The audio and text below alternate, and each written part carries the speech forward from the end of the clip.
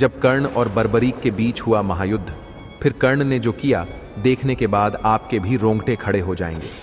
दोस्तों, को शुरू करने से पहले यदि आप लोग भी भगवान श्री कृष्ण को सच्चे दिल से मानते हैं तो इस वीडियो को लाइक जरूर से जरूर करें।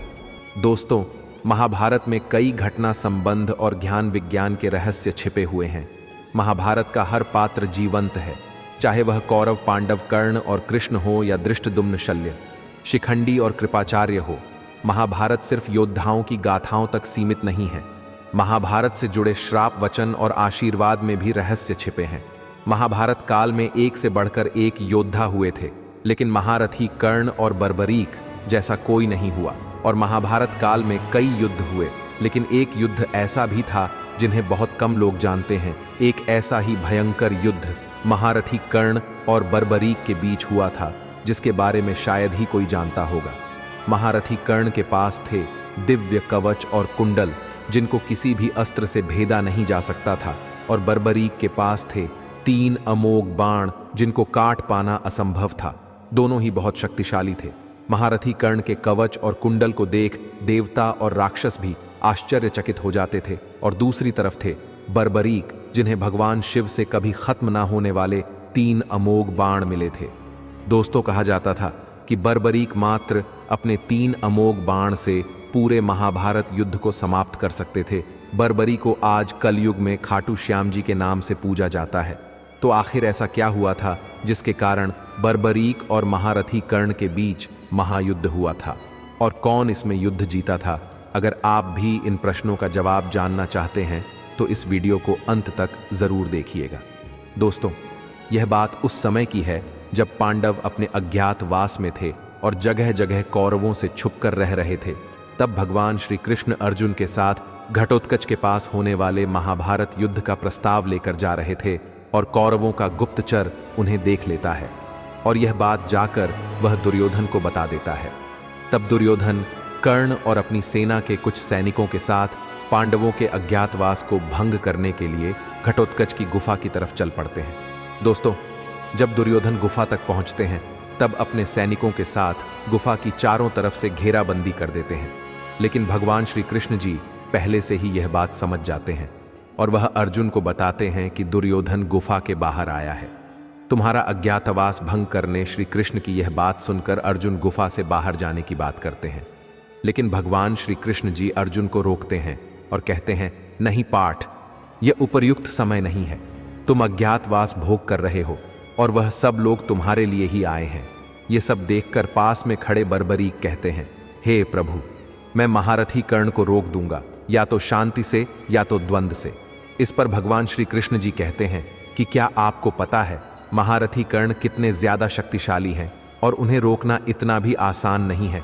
इस पर बर्बरीक कहते हैं, हे गोविंद, आपको शायद मेरी शक्ति का अंदाजा नहीं है। यह कहकर बर्बरीक गुफा के बाहर आ जाते हैं। फिर बर्बरीक दुर्योधन और कर्ण को प्रणाम करके बोलते हैं, बताइए कैसे आना हुआ तातश्री। बर्बरीक की यह बात सुनकर दुर्योधन कहते हैं, बालक, हमें तुम्हारी गुफा के अंदर जाना है, हम किसी को ढूंढ रहे हैं। इस पर बर्बरीक कहते हैं, मुझे क्षमा कीजिए, किंतु इस समय आप भीतर नहीं जा सकते। तभी दुर्योधन कहते हैं, बालक, तुम शायद हमारी शक्तियों से परिचित नहीं हो, इसलिए हमें रोक रहे हो। फिर बर्बरीक मुस्कुराते हुए कहते हैं, आप दोनों महाशक्तिशाली योद्धा हो, आप प्रयास करके देख सकते हो। इतने में ही दुर्योधन सैनिकों से कहते हैं, इसे यहां से हटाओ। लेकिन जैसे ही सैनिक बर्बरीक को हटाने के लिए आगे बढ़ते हैं, वैसे ही बर्बरीक धरती पर सिर्फ एक पैर मारकर ही साधारण से सैनिकों को गिरा देते हैं। यह देखकर दुर्योधन भयभीत होकर से कर्ण से कहते हैं, यह साधारण बालक नहीं है, इसे तुम्हारे जैसा योद्धा ही हरा सकता है। तब कर्ण बर्बरीक से बोलते हैं, बालक, हमारे मार्ग से हट जाओ, अन्यथा तुम्हें मेरा सामना करना होगा। तब बर्बरीक कहते हैं, आप भी प्रयास कर लीजिए। महारथी कर्ण तब कर्ण बर्बरी की ओर धनुष की प्रत्यंचा को खींचते हैं और छोड़ देते हैं। तभी दोस्तों, इतनी जोर से हवा चलती है कि वहां खड़े सारे सैनिकों में हाहाकार मच जाता है। लेकिन कर्ण के उस अस्त्र का प्रभाव बर्बरीक पर तनिक भर भी नहीं होता है। तभी बर्बरीक भी अपने धनुष की प्रत्यंचा खींचते हैं और छोड़ते हैं। उस अस्त्र से दुर्योधन घायल होकर नीचे गिर जाते हैं। यह देखकर बर्बरीक हंसने लगते हैं और कहते हैं, आप ठीक तो हैं तात श्री। इससे दुर्योधन को बहुत गुस्सा आता है और वे कर्ण को बोलते हैं, इस बालक को यम के पास पहुंचा दो। तब कर्ण बर्बरी पर वरुणास्त्र चला देते हैं। बदले में बर्बरीक भी अग्नि अस्त्र चला देते हैं और दोनों अस्त्र टकराकर नष्ट हो जाते हैं। ऐसे ही दोनों में घमासान युद्ध चलता रहता है।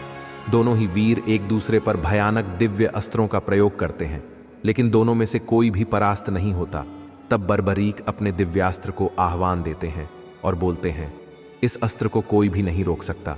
लेकिन बर्बरीक अपना दिव्यास्त्र कर्ण के बजाय दुर्योधन पर छोड़ देते हैं और महारथी कर्ण अपने द्वारा उसे रोकने का प्रयास करते हैं, लेकिन उसे रोक नहीं पाते हैं और वो अस्त्र दुर्योधन की ओर बढ़ने लगता है। यह देखकर महारथी कर्ण स्वयं दुर्योधन के सामने आकर खड़े हो जाते हैं। फिर जब वह दिव्यास्त्र कर्ण से टकराने ही वाला होता है, तभी उनका दिव्य कवच प्रकट हो जाता है और उस कवच से टकराकर वह अस्त्र नष्ट हो जाता है। यह देखकर बर्बरीक को आश्चर्य होता है। वे मन ही मन सोचते हैं, यह कैसे संभव हो सकता है? इस दिव्य अस्त्र को तो केवल इंद्र का वज्र ही रोक सकता था। तब दुर्योधन कहते हैं, यह भगवान सूर्य की अवैध अमृत से निर्मित दिव्य कवच है।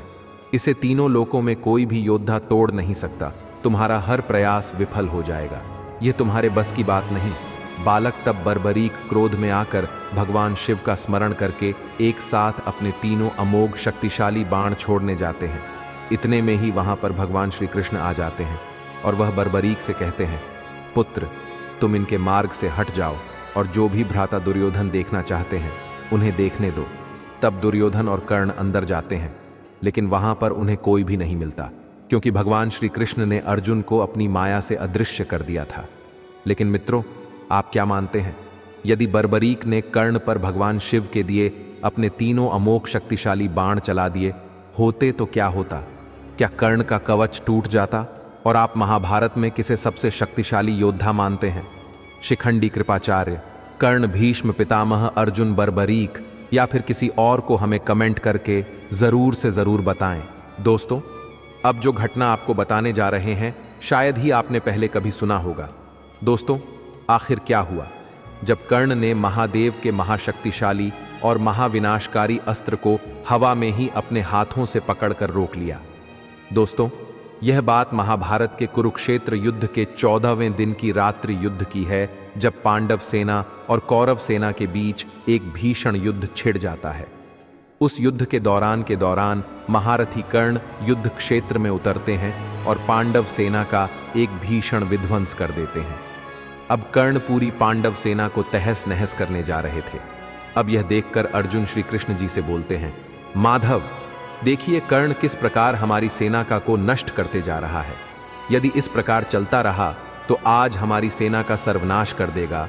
इसलिए चलिए, अब मुझे ही कर्ण से युद्ध करना पड़ेगा। अब इस पर भगवान श्री कृष्ण अर्जुन को समझते हैं कि पाठ तीनों लोकों में ऐसा कोई भी योद्धा नहीं है जो सूर्यपुत्र कर्ण के सामने रात्रि युद्ध में खड़ा भी हो सके, और महारथी कर्ण को रात्रि में युद्ध में परास्त कर पाना या फिर रोक पाना असंभव है। वैसे दोस्तों, आपको यह वीडियो कैसा लगा कमेंट करके ज़रूर बताएं, और यदि आप लोग भी महादेव और श्री कृष्ण को सच्चे दिल से मानते हैं तो इस वीडियो को लाइक और हमारे चैनल को सब्सक्राइब ज़रूर से ज़रूर करें। धन्यवाद।